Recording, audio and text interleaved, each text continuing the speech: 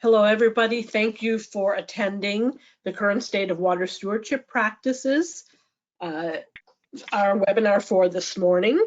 We're going to just get started right away and walk through this with everyone. Just as a quick introduction to SCS, we are international leader in third-party environmental and sustainability certification, verification, and standards development. We specialize in auditing, testing, certification, verification, life cycle analysis, and strategic consulting. Today, our agenda for today is going to be a little different than previous webinars that we've done. We're going to do a quick introduction of our participants. We're going to talk about water stewardship and the different approaches that are available. Then we're actually going to have some examples from our practicing water stewards. And at the end, we will have a Q&A session. As we're going through the webinar, if anyone has questions, go ahead and write the questions in the questions box, and we will get to them at the end. So today we have several participants. I want to introduce myself first. I'm Ray Mindock. I am the program manager from SCS Global. Our participants are from Apple, BlueTriton, and the Water Council. And what we're going to talk about today is how organizations are managing their water steward activities and the different programs that you can use. First, let me introduce Matt. If you've been in the water stewardship space a while, you probably know Matt. Matt oversees Water Council's sustainability and stewardship initiatives. Initially, that was focused on the AWS system, which was a global system. Matt's role was specific to the oversight of North America. Matt created the first world professional credentialing system of water stewardship professionals, and really made the business case for the use of the International Water Stewardship Standard in North America. Matt also oversees Water Council's corporate water stewardship programs and advisory services. He has over 15 years in sustainability program development and management, including 5 years as Milwaukee's sustainability director. Matt came to Milwaukee from Washington, D.C., where he worked at the U.S. Department of Commerce and as a staffer in the U.S. House of Representatives. Matt has an MA from George Washington University and a Bachelor of BA from Valparaiso. He is AWS Lean Six Sigma accredited and also serves on the Well Water Advisory Board and the Wisconsin Governor's Wetlands Study Council. Matt has served on the US EPA's National Advisory Council on Environmental Policy and Technology. Brandon is also joining us today. Brandon has actively been working in the water stewardship for the last decade and is one of the premier implementers of the water stewardship certifications. I do believe Brandon has implemented more water stewardship programs than anyone else, probably globally.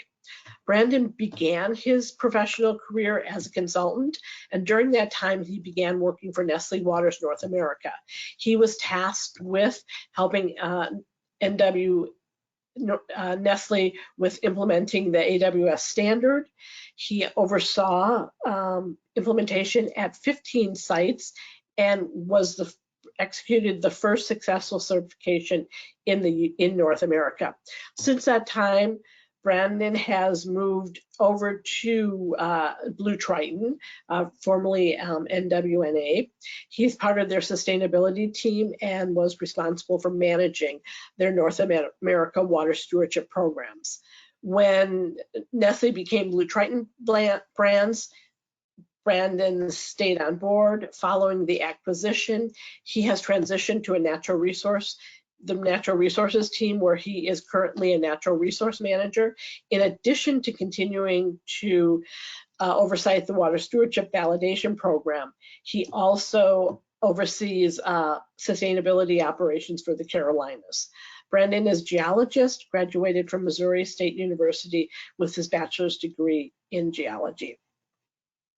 Laura is the global sustainability leader at Apple, where she has a responsibility for corporate water stewardship and zero waste programs across Apple's real estate portfolio.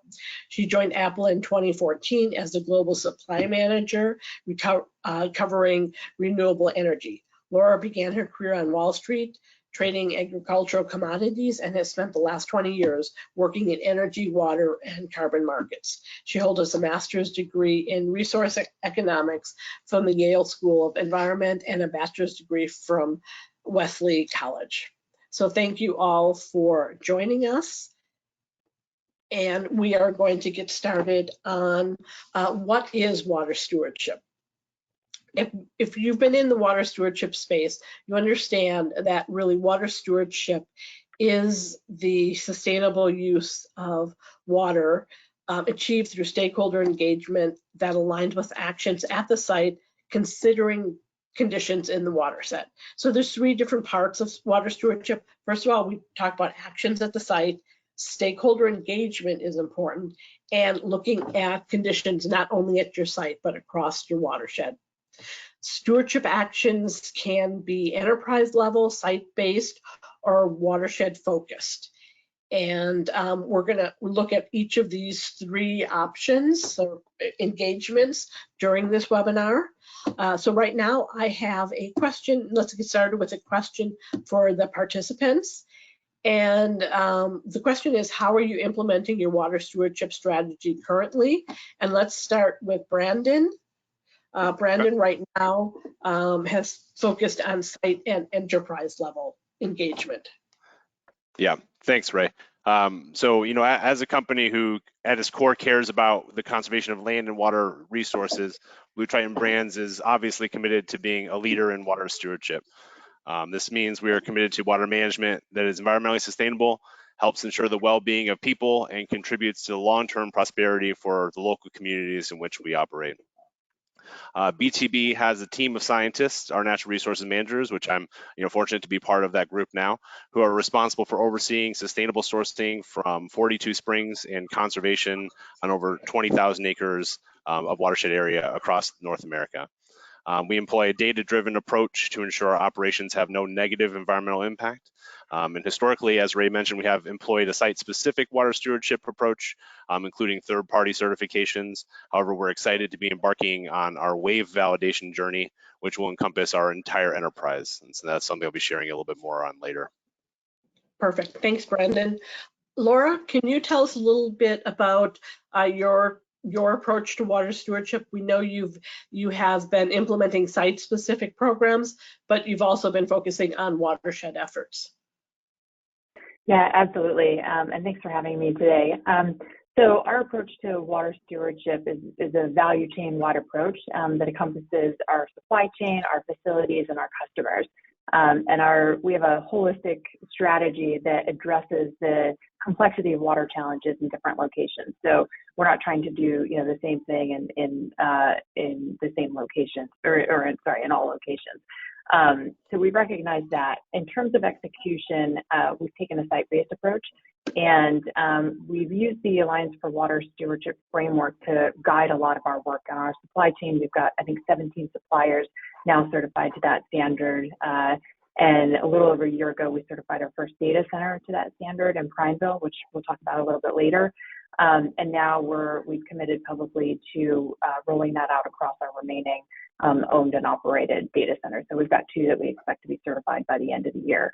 In addition, there are several pillars to our strategy that really sort of build from inside the fence line, everything from site selection and design for efficiency, for water efficiency built in as we build facilities from the ground up, to engaging in site-based water stewardship, like what we're going to talk about today, and then ultimately looking at replenishment, nature-based solutions, and leadership and advocacy to really kind of further the impacts of the work that we're doing. Great, thanks, Laura. Matt, why don't we start and you can tell us a little bit more about WAVE. Sure, thanks, Ray. And why don't we go ahead and advance the slide. I think, just listening to Laura and Brandon and hearing the two different approaches from Apple and BlueTriton, I think one of the things that we've learned and I've learned at the Water Council over the past, 7, 8, 9 years in terms of working with companies on water is you have to meet companies with where they're at in terms of their water stewardship journey, and you have to really be pragmatic in terms of the solutions that you offer in those companies in terms of mitigating risks. And so kind of taking that those 2 points and that philosophy into the development of this new program, one of the things that we felt was missing in the water space globally was really taking an enterprise-wide approach to water stewardship, really connecting strategically the ambition that occurs in the boardroom with the operationalization of water stewardship on the shop floor. And so we've seen a lot of good intentions and good acts around water stewardship focused on random sites with companies that are out there. But again, we really kind of felt that there was this lack of a platform or an entry point into enterprise-wide water stewardship. And taking that even a step further, having the opportunity to independently verify companies as they work through what it means as a corporation or a business unit to be a good water steward. And then ultimately, where do I need to do the right things at the right times in the right places within my operations at the site level? And so we spent several years developing the WAVE program at the Water Council. Consulted over 70, 80 different stakeholders in that development phase, spent a year pilot testing the program with 4 companies, and then ultimately launched WAVE publicly here in February of 2022, and are thrilled to welcome BlueTriton Brands and Sloan as well into the WAVE program in terms of our most recent announcements. But I guess this begs the question, what is WAVE? What does it do for companies? And essentially, what we are taking the approach of a process-based approach, adding in continuous improvement into that, and really developing a way for companies to better report on their water stewardship ambition, as well as their outcomes and actions that result from that, and then ultimately recognize what constitutes quote unquote good corporate water stewardship. So it'll help companies expand that enterprise-wide risk radar. We do want them to get to the point where they're working at their sites and they're doing inside and outside the fence line actions, but of course we want them to prioritize where they're going to spend their efforts and their times and their resources within their operations. Ultimately, really what we want is for companies to be able then to credibly communicate to their key stakeholders, whether those are ESG investors or asset managers or local stakeholders or their employees, whoever their stakeholders may be. We want them to be able to credibly say that they've gone through a best practice process to understand water uses and impacts across the enterprise. Again, do some risk assessment based on that, prioritize action, and then talk about that transparently. And so stakeholders right now, as they're seeing all kinds of new water goals and targets come out from companies, whether those are net zero or net positive or 2030 goals, stakeholders really want to know how companies get to that point of identifying that water target or goal. And again, WAVE offers that validation or independent verification that a company has appropriately gone through and assessed uses, impacts, and risks. Just as importantly, again, I mentioned this right at the beginning, WAVE requires independent verification at the end of the day. We don't know of any other platform or program out there like this with targeting the enterprise in terms of requiring independent verification. And so obviously we're happy to be and thrilled to be working with SCS Global Services as the provider of that independent verification. Next slide, please. So the WAVE process, it's a multi-step approach, again, to understanding your water uses, impacts, and risks. We have quite a comprehensive conformity matrix in place. Each step has an indicator. Each indicator has multiple metrics that are required to be collected and then demonstrated to the auditor upon independent verification. So going through, assessing those uses and impacts across all your sites, across multiple product lines, multiple regions. WAVE is good for any company in any sector in any region. You know, kind of based on that use assessment, get them to the point where they can develop or update a water policy or commitment statement coming from the corporate level. And then ultimately, again, we want to get them to the point where they're prioritizing those risks, those highest order risks. Because again, we want them to do, and we want companies in water stewardship to do the right things, right times, right places, and WAVE gets you to that point. Ultimately, at the end of the day, as the company finishes the WAVE process, there is a requirement around public communication on what they've learned as a result of going through this methodology, but ultimately, more importantly, where they're heading in terms of target and goal setting and even developing a strategy. And you can see here on the right-hand side of your screen, the verification logo that comes with successful completion of the independent verification. There's also a claim statement that a company can make. Both the claim statement and the logo can be used in materials, whether those are sustainability plans, whether those are reports, ESG reports or frameworks. We want companies to communicate publicly their WAVE outcomes and actions, and just as importantly, the fact that they've been independently verified to that process. Next slide, please. So one of the things that we did intentionally with this program was to ensure that it was complementary to existing approaches or programs that were already out there in terms of water stewardship. We really did not want to recreate the wheel. And in fact, as I said at the beginning, we really saw a need or a gap in the marketplace for a program like WAVE. So it's definitely complementary to things like the CEO Water Mandate, Water Resilience Coalition, science-based targets, ISO 14001, other site level standards. WAVE, again, can really serve as that strategic through point from the boardroom to the shop floor, and really just, again, ensure that the company is spending the resources where it needs to spend those to address and mitigate those highest order or highest priority water-related risks. We also really felt that it was important to develop a program that, as I said right at the beginning, kind of meets a company wherever it's at in its water stewardship journey, wherever it's at on that maturity curve of water stewardship. You know, we think WAVE can really work for you. For companies that are new to water stewardship, it really helps demystify you know, a lot of that water stewardship lexicon and lingo that's out there, and really kind of cuts through some of the complexity of first steps on water stewardship. And for companies like Brandon at BlueTriton that has recently joined on for WAVE, it really acts as that independent verification, that validation that in fact, yeah, they have an international best practice in place, and a third party is now coming and assessing and ensuring that they've gone through those appropriate steps and outcomes. So again, it really does work for a company no matter kind of where it's at on that maturity curve. One of the things that we kept our eye on as we were developing the program clearly is sort of this ESG phenomenon that's happening right now. And we at the Water Council really feel like water stewardship in general is not well represented in international ESG frameworks right now. WAVE is not an ESG framework, but the outcomes and the actions that result and the data that results from going through the WAVE program are all things that can be reported in ESG frameworks. And in fact, we're just working with you, Ray, and your team to finalize a crosswalk with CDP and WAVE, as well as GRI and WAVE, and really good overlap between the two. So the data that you're developing, the outcomes and actions that you're developing through WAVE, all those things are reportable, certainly in those two frameworks, if not other ESG related frameworks.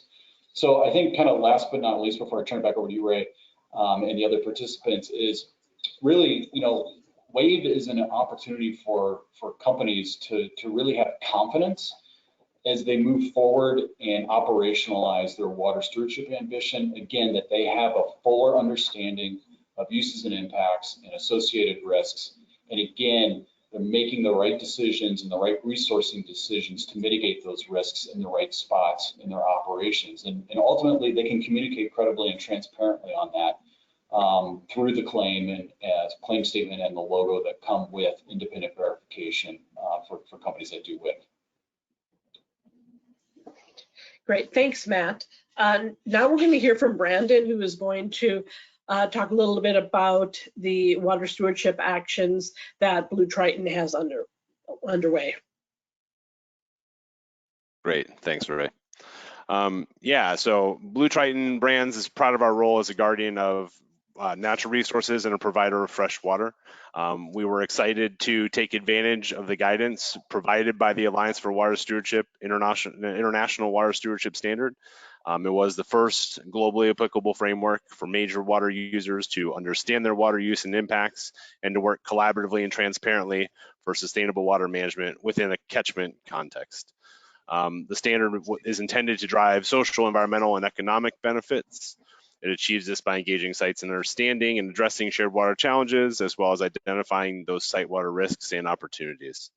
Ultimately, it asks water users to address those challenges in a way that progressively moves them towards best practice. Back in 2015, we embarked on implementing the standard and ultimately pursuing third-party certification. We successfully achieved the first AWS certification in North America for any industry. And since that time, we've had a number of other accomplishments of which we're quite proud. We became the first and only certified site in Canada. So if anybody's in Canada and wants to jump on it, there's opportunity. And during our 3-year recertification at our initial site, we actually upgraded to a platinum level certification. And that represented the first platinum worldwide for the food and beverage sector. And achieving a platinum rating involves moving beyond the core requirements of the standard and really recognizes the site's external engagement and the positive contribution to the local watershed. And while it's great to celebrate these site and watershed specific efforts, we at BTB thought it was important to make sure we were properly implementing water stewardship from top to bottom. And that's why we are excited about WAVE and found that new process so intriguing. So next slide, please. All right, perfect. So if you'll allow it, I'll take a quick step back and describe a little bit more about the scope and reach of BlueTriton Brands. BlueTriton's mission is to sustainably provide fresh water to communities throughout North America.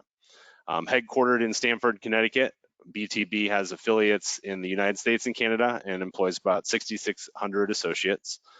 We offer an extensive portfolio of highly recognizable, responsibly sourced and sustainably packaged spring water and other water brands, including Pure Life. Depending on where you're tuning in from, you're likely familiar with one of our regional spring water brands, Arrowhead, Deer Park, Ice Mountain, Ozarka, Zephyr Hills, Saratoga, or Poland Spring. Poland Spring is our oldest brand, which has been sustainably sourced in the US since 1845. The company has 28 production facilities across North America and also owns and operates Ready Refresh, which is a customizable water and beverage delivery service that has been certified as a carbon neutral business. And with over 30 Ready Refresh branch locations in consideration of our 28 water bottling facilities and over 40 spring sources nationwide, we have an extremely geographically and operationally diverse network, which is one of the reasons we were excited to learn more about WAVE and its enterprise level approach. I think there'll be a little crossover between what drew us to WAVE and what Matt described earlier, but WAVE provides that framework to develop, review, and communicate our corporate water stewardship goals. Making sure to align the ambition that occurs at the C-suite with our Springs locations and our factories. And it's great to have those lofty ambitions, but important to understand how they can be achieved and that they are appropriately defined. And to that end, BlueTriton is excited to work with the Water Council to review and confirm our corporate water stewardship goals, ensuring that they meet international best practices and satisfy the intent of WAVE. Water Council has been a great leader and advocate for water stewardship, and we're delighted to be able to engage with them through this program. Ultimately, to conform with WAVE, Matt referenced earlier the conformity matrix. There are a lot of key water-related information that are required for a company's operations, including a list of your sites, watershed delineation, information about source quality and quantity and availability. What are you doing operationally to reuse and conserve water? Acknowledging what water rights exist, access to safe drinking water, and a lot of other indicators, of course. And a comprehensive understanding of these items are critical But it was also important to BlueTriton that WAVE not only provides that holistic review of our enterprise's water stewardship approach, but also that WAVE is responsive to the fact that water and water stress are local issues. WAVE does require companies to conduct that watershed risk assessment using a recognized and widely utilized tool such as the water risk filter or aqueduct, and that is to occur for all sites under your company's direct control. In consideration of that water-related risk output, a company is then required to prioritize sites where water-related risks are highest and can be mitigated through direct application of water stewardship projects or in-house practices. It was vital to BlueTriton that these efforts be reviewed by a third party. We're excited to continue working with SCS Global Services as they conduct an independent verification of our corporate water stewardship activities under WAVE. SCS has always provided rigorous and consistent audits for us historically, and we look forward to improving on any findings that they may uncover. And the verification really provides that added confidence for a number of different parties, right? Firstly, ourselves. Are we properly implementing water stewardship in accordance with established best practices and targeting these actions based on water-related risk? WAVE implementation and verification will help us confirm. Also, key community stakeholders. They will be better informed of our corporate water stewardship commitments and efforts. And we can't forget about customers. The actions and disclosures required by WAVE can serve to supplement or provide the necessary data for customer surveys as they seek to understand how BlueTriton behaves and how BlueTriton's water stewardship efforts align with the customer's own goals. And lastly, consumers. Upon successful verification, as we saw it earlier, the WAVE program mark can be used to communicate BlueTriton's commitment to water stewardship and inspire confidence in the consumers that we are being the best water stewards possible. With WAVE as a platform to disclose our water stewardship goals and progress, we have a great opportunity to stay accountable to those commitments. Another value add to WAVE is that there are the data gathering that's required, the risk analysis and prioritization, and ultimately the disclosure requirements of WAVE itself, provided, as Matt described, a great baseline to support ESG reporting from whatever platform you choose. And we listed a lot earlier. Ultimately, at BlueTriton, we're committed to leading in water stewardship. We manage for the long term for the watersheds and communities in which we operate. Historically, we've been proud to demonstrate this commitment with site-specific certifications. We are excited to demonstrate our water stewardship approach at an enterprise level with future WAVE verifications. So I'll pass it back to you, Ray. Great. Thanks, Brandon. And now I'd like to introduce Laura again. Laura is going to talk to us about a site level implementation that you did, which led to a very significant aquifer restoration project. Sounds great. Thanks, Ray. And that was a great setup, great background by Brandon, especially around what the Alliance for Water Stewardship guidance is. So I won't go into a lot of that here, but the principles of it sort of form why we ended up doing this project in Prineville, Oregon. So we started our water program about 6 years ago. Like everybody else, kind of did the first cut of our water stress, used aqueducts, used some other tools to get at that. And if you were to look at this site, so we have a data center in Prineville, Oregon. It's kind of central Oregon. It's within the Columbia River Basin, and that first cut of water stress would tell you, it's low water stress. This isn't really a place to worry about. However, because we are there, we operate there, our employees live there, we knew it was high desert and struggled with both drought cycles and also quite a bit of seasonal variability. So that first level water stress cut wouldn't tell you what was really going on in this location. So as we dived a bit further, and as we also reached out to other stakeholders and thought, what their challenges were, we came back to a couple of things. One was really the seasonal variability, which the just natural hydrological cycles, impact this location, but also the municipal demand in this location can be 3 to 4 times the kind of average daily demand during the summer. You add data center load on top of that, and data centers in this climate, as I said, it's high desert, it's relatively cool most of the time, but when we do cool, it's during those summer peak months. And so the majority of the water that we and other data centers are using here is being used in about 2 to 3 months during the summer. So our demand can be kind of 10 to 12 times our average daily demand.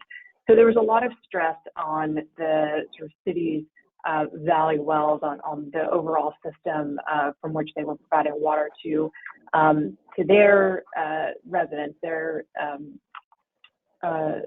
population. And then we also knew that the Crooked River, which is kind of the lifeblood of this region, it's an agricultural region, suffered from significantly impaired water quality and quantity because so much water is taken out during the summer, during the stretch that flows through Prineville. So all of this kind of pointed to really needing to target both water availability and, even more importantly, that seasonal variability. So we were looking for solutions that would help mitigate those peaks and help provide more resilience. You can go to the next slide. What we landed on, we looked at a number of different types of solutions, but what we landed on was an aquifer storage and recovery project. And, I will say you have to have the right geology to make this work. You need a confined aquifer that can actually store the water. So, this isn't a solution that you can just deploy everywhere. But in speaking with the city, they thought that there was a good opportunity here. And so in 2017, we embarked on a feasibility study with them. We did a technical analysis, economic analysis, stakeholder engagement and outreach, and really tried to narrow down, what the capacity of this potential project was, whether there were going to be negative impacts on others, and what the level of support was for it. And essentially the way an aquifer storage and recovery project works is we're taking small amounts of water from the lower aquifer under the Crooked River during the kind of low demand winter period, treating that to drinking water standards as is required by law in Oregon, and then pumping that up to what's called the airport aquifer, which is kind of up a bluff and where the more industrial uses are, so data centers, and then also Meta is across the street from us. And pulling it out in the summer use, or those peak time uses, from that aquifer. So we've isolated our impact, that very peaky impact that we had on the rest of the system. We've kind of isolated that up in the airport aquifer, which has helped the valley aquifers, which is where all the people live, recover and stabilize. And in addition, one of the other benefits of this project is that they've seen increasing levels, groundwater levels, every year. There have been about 3 cycles now, from kind of test wells to the pilot year of operation, which was 2020, and now to the first year of commercial operation, which was winter of 2021. They've seen those groundwater levels recover every year, which is impressive because we're also in a pretty bad drought cycle at the moment in this region. So the overall capacity of the system is 166 million gallons. With additional wells, the studies indicate that it could be as high as 800 million gallons. But this is kind of a longer build out. I don't know if the city will go that far, but the part that we participated in was kicking this first phase of the project off, building out to this 166 million gallon capacity. And in winter of 2021, it stored close to 100 million gallons. So we're seeing, that capacity increase every year. One of the nice things about this project is that the benefits accrue to all users of the municipal system. So that volume of water is far more than Apple uses. The system, because it's integrated into the overall operations of the Prineville municipal system, they can balance, they can, send water where it's needed at different times.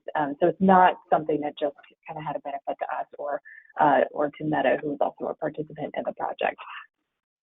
And not to get too technical, but there's another aspect of this that I really liked, which is that this region has a groundwater mitigation program, which means if you have any new groundwater development, it has to be complemented by a surface water in-stream flow that already existed. So the net impact on the Crooked River is actually positive because you have this surface water that's going into the river and being managed for fish and wildlife. So that's all for this project. Thank you, Laura. That was great. Okay, now we're going to go on to our next slide. As we've heard throughout the presentation, ESG reporting is becoming more and more important.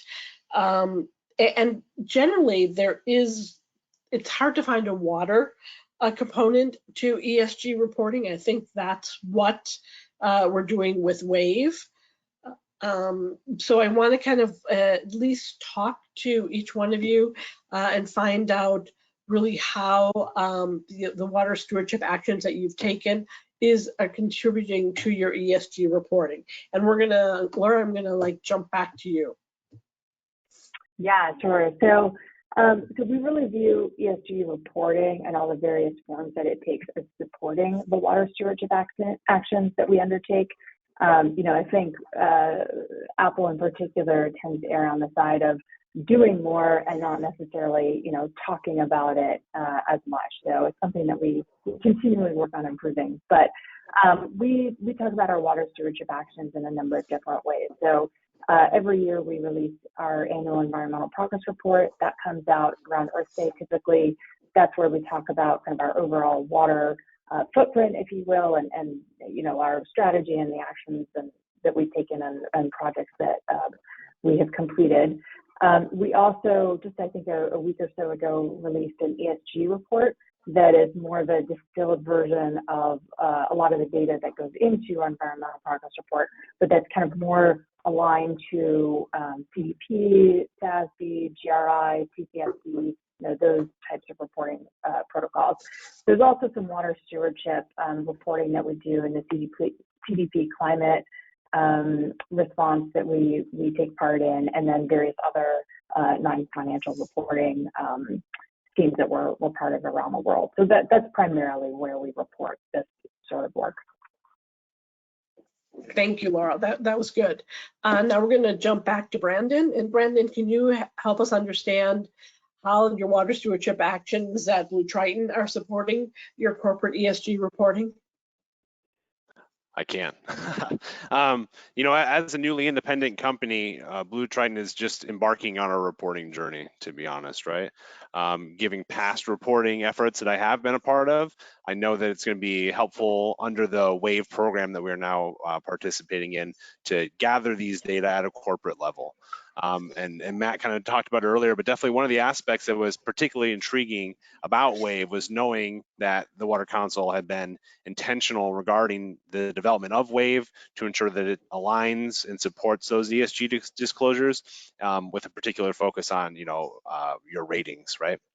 And as I mentioned earlier, WAVE implementation, disclosure, and verification allows for customers through our response to their sustainability surveys to understand how BTB are performing as water stewards and to ultimately support those customers' ambitions. Furthermore, of course, you understand, Ray, as part of SCS, third-party verification demonstrates that commitment to water stewardship with validated claims, thus, again, lending credibility to that corporate ESG reporting. Great, thank you, Brandon. And Matt, let's go back to you.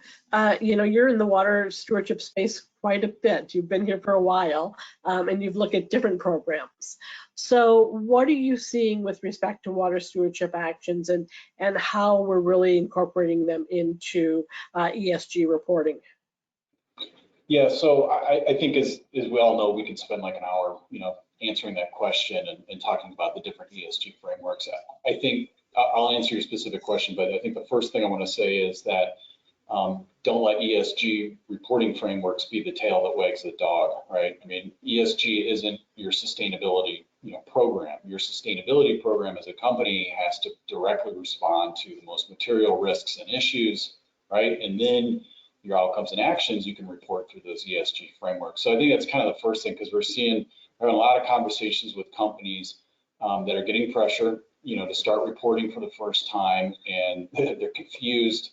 It's an alphabet soup of different frameworks that are out there right now. There's a lot of consolidation happening. So the first things first, figure out which sustainability factors matter for you or are material to your operations, and if water fits into that, right? Develop an appropriate approach to identify, assess, address, and mitigate, those related issues or risks that result from your water use. So that's kind of the first thing. Then go out and find a framework that works for you. So what we're seeing then now, in terms of your question, is that the nuance of water stewardship is really lost through the different frameworks or not fully accounted for within the current frameworks. And what I mean by that is, why is company X mitigating water use and reporting on water use or withdrawals or actions at one set of sites but not another? Well, there could be a really good reason for that based on context, based on water use of those types of assets or facilities. So it's really hard to kind of report quickly and widely for companies on that kind of nuanced view of water stewardship and how things differ from site to site to site. And so really, again, kind of, bringing it back to the WAVE program, it's how do you at least develop some baseline information, some data and metrics that you can use as supplemental information to current frameworks. CDP, for instance, Laura mentioned that, at the end of the CDP questionnaire, there's a question, any other information that you want to add, right? I think it's like 10,000 characters or whatever words that are allowed in that question. And so that's the appropriate point where you can then add in some of this additional data and information from a program like WAVE. But I think for all of us here that are on this webinar right now is we all need to do a better job of educating investors and asset managers about, why water and water stewardship in particular is different from other sustainability issues, particularly carbon. That you can't boil it down to one metric. Water's not fungible in the same way that carbon is globally. And so there's still some education that needs to occur between us as advocates, whether we're corporates or NGOs, and investors and asset managers. But then also, kind of now putting it back on us, we need to do collectively a better job of communicating with our stakeholders about why we do certain things with regards to water, in terms of how we're setting targets, in terms of why we're doing mitigating actions at one type of facility, but not all of our facilities. So we just all need to be better at credibly communicating our actions around water stewardship. And again, ultimately getting to the point, I say this over and over again with companies, is doing the right things at the right times, at the right places. So that was maybe a long-winded way of approaching your question, but hopefully it also demonstrates that there really are no easy answers when it comes to water stewardship and ESG right now at this point in time. But the unfortunate reality of the situation is we're feeling climate change right now and impacts right now through water resources. And so we have to act now. We have to report what we're doing. And so some of us are going to continue to try and figure out, what's the direct line through this reporting thicket that is ESG. Perfect. Thanks, Matt. And so now we're going to continue on just talking a bit about SCS responsible water practices and how we can help you in your water stewardship journey. Like all SCS programs, responsible water practice is based on science and third-party confirmation. So we have both programs that are both verifications and certifications. Some people ask, what's the difference? Generally, a verification program is a desk review. Certification is we tend to go out to sites, look at things a bit more extensively. With the responsible water practices, again, for all of our programs, you'll be able to identify your risk, look at mitigating your risk, and important to all, protecting your brand. So Matt's done a great job of describing WAVE, and SCS is pleased to be working with the Water Council on the third-party verification. We really believe that that is an important component to the WAVE program. If anyone has questions on WAVE, you can contact Matt or myself. We talk quite a bit, and the first step is working with the Water Council on implementing the WAVE criteria. The other component of the SCS responsible water practices is providing water stewardship implementation report. We have worked on water stewardship with the international standard for multiple years, and what we're doing now is we are helping firms implement the international standard or any other type of water stewardship practice.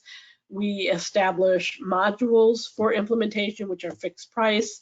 Generally, we'll start with a gap analysis to find out really where you're at. The replenish verification is based on the VWBA method, which estimates volumetric benefits of water stewardship actions. And again, that is a verification based on the work that your firm has done in for water stewardship within the watershed or your catchment. And we are happy to report that we will have a site-specific water stewardship certification coming soon. Again, that's going to be, we're not trying to be a competition to any other programs. We're looking at having worked with the international standard, we know where some of what we used to consider the onerous pieces of that, and it wasn't just onerous to us, it was onerous to some of the implementers. And what our site-specific water stewardship certification is the initial understand what's really going on at the site, understand who your stakeholders are, and understand your catchment. So if you have any questions on any of those programs, please contact me. So questions, part of this was going to be having questions from the audience. So if anyone has questions on what we've done, I see one question is, which program talks about the site? So the international standard is site specific. The WAVE or the WAVE accounts for an enterprise level, which includes many of your sites, and the SCS certification will be a site-specific standard. Are there any other questions? I'm not seeing anything else. Hey, Ray, could I just jump in? Just yes. kind of reading into that question. You know, we have conversations all the time with companies that are new to water stewardship, and they often wonder, where do we start? And oftentimes they kind of set up this this false choice between like a CEO water mandate approach or an ISO or AWS approach. We say, like, step back a second, right? Those aren't mutually exclusive approaches to water stewardship. But first of all, you as a company, again, need to better understand and assess your water uses, impacts, and risks. And then based on whatever your hierarchy of need is, then you can go and pursue the appropriate, program, tool, or certification. So it really is important for companies, and we emphasize this a lot, within the whole realm of your materiality assessment when it comes to sustainability issues. Where does water sit, within that assessment? And based on that, draw that through line to what you're actually going to do and your level of ambition and effort and resource to mitigate water use. Back to my first 2 points, we as advocates, especially on the NGO side, really have to be ensure that we're working with companies where they're at in their journey, and we have to be pragmatic in terms of the solutions that we offer and ensure that those things, again, are directly responsive to water uses and impacts. So I just kind of wanted to throw that out there, because we do get some variation of that question a lot. Which standard should I start with? Or, should I do the mandate, or should I do something else? That's maybe not the right question right now, so let's step back and do an assessment. Okay. Matt, I think the next question is for you also. Are there any plans to expand WAVE internationally? So WAVE is currently available internationally. We are not limiting it geographically, but obviously the interest that we've had thus far has been primarily focused in North America. Again, I mentioned our two companies that have just signed on to the new program, BlueTriton and Sloan. BlueTriton, as Brandon mentioned, is headquartered in Connecticut, and Sloan is headquartered in Chicagoland. Our 4 pilot companies, I think 3 of them were headquartered in the US and 1 was in Canada. So it's a process-based approach. built on context and contextualization of risk. So it does work anywhere and again for any company in any sector. Yeah, yes, and just to add to that, for the company that we're in the pilot, there are international locations that we have considered in there. So I would say that this is an international program. Do we have any other questions? Nikki, are you seeing any questions? I think that is it. Hi, A little bit Ray. more time here. Ray, can you hear me? What was that, Nikki? Yes, there are some questions. Do you want to pop out the questions box? And then if you Okay, scroll, yes, okay.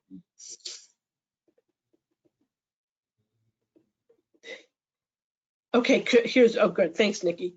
Could you describe the stages of water stewardship journey for companies? Wondering what the early stage company might look like. I think, Matt, you kind of touched on that one. Any other, Laura or Brandon? I mean, Brandon is, both of you have started with the international standard, but how did you, before you actually started implementing the international standard, how did you make that decision on how you're going to do in water stewardship? Yeah, I can take that. So I think where we started was first trying to get a handle on, how we use water, where we use water, what sources of water we have, what applications of water we have, and then trying to really figure out where, what was material, not so much from a kind of financial materiality sense, but what was material in terms of our water risk in the places that we were operating. So from a facility standpoint, we've got a few categories of different types of facilities. We have corporate offices, we have data centers, and we have retail stores. We also have distribution centers. But those are kind of the big categories. And then we looked at where those were and where there was some overlap between, let's say, clusters of retail stores and a significant corporate office, and tried to evaluate, kind of what our use of water was and whether some of that was flexible or not. So for example, using water for cooling, there's more opportunity for efficiency there than I think there is, using domestic water for serving our employees. So we tried to get a handle on what was happening, where, measure all that, and then begin to dive in and figure out where we had opportunities for improvement. The other thing I'll say is, I, in terms of my sort of personal journey, I had been in water sort of 15 years ago, was out of it for about 15 years working on energy and other types of things, and then came back to it. So when I came back to it, I kind of had to find my footing again and figure out kind of what was important. And that, I think, took a little while to do to figure out, where we ought to be focusing. And I did look at all the different thoughts around from CEO Water Mandate and others about, what was important. And at the time, it was sort of, everybody was talking about, we're beginning to talk about context-based water targets. And I really like that as a concept. And then the next year, it was, no, that's not quite right. It's contextual water targets. And now it's evolved again. And maybe now we have science-based water targets. So there's a moving target in this world. And I think, that can add some complexity. So just be patient, kind of take it step by step, follow where the river leads you, if you will, because I think there's still a lot that's kind of not yet determined in the water space that maybe is a little more set in the carbon or the energy space. Thanks, Laura. Brandon, do you want to add to that, or should we go on to the next question? Not sure I can build on Laura's answer very appreciably, so I'll I go know to the she next did one. a pretty good job. Yeah, fantastic. Okay, great. So Matt, this one goes back to you and WAVE. Is there any connection between WAVE and green building ratings? No, I mean, there's no explicit connection to WAVE and green building ratings, but interestingly, a fair amount of the interest in WAVE has come from non-water intensive companies. We're pretty deep in conversations with a large national insurance company. We're also in conversation with a large law firm that operates internationally. And my point is, all different types of companies right now are trying to figure out where they fit in the water space. And even if they're not obviously water intensive or obvious candidates for water stewardship, their employees, their stakeholders are still interested to know at least what their general stance is. And so a company like that could still go through WAVE, and the mitigating actions or the best practices that they need to do in order to address their highest order risks could be something like using LEED or going through the WELL program, which certifies really the interior, the spaces inside commercial office buildings. So yeah, I mean, there could be a connection again at some point.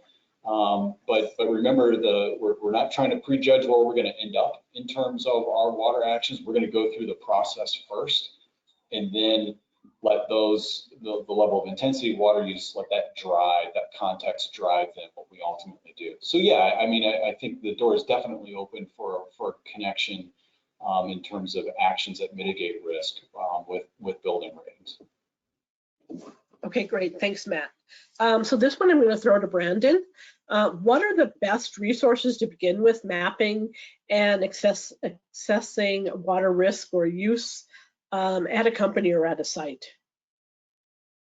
Great, thanks. For our part, BlueTriton has reevaluated what tools there were just recently when we became a new company ourselves. We looked at all the major risk tools, a couple of the key ones I described earlier, Aqueduct and water risk filter. In particular, we were fond of a couple of aspects of the water risk filter.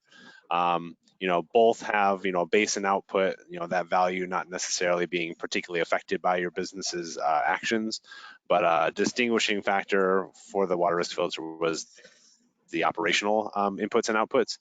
And so it was really critical to us to be able to put those items in as inputs and see, what the rating was at the end. That's things such as how critical is, a certain location to your network, your supply chain. What sourcing requirements does the company have for how water is used at that location? How is it ultimately discharged? What treatment is involved? And so to be able to put all those inputs in and the ability of the tool to give us those operational exports, I think was quite valuable.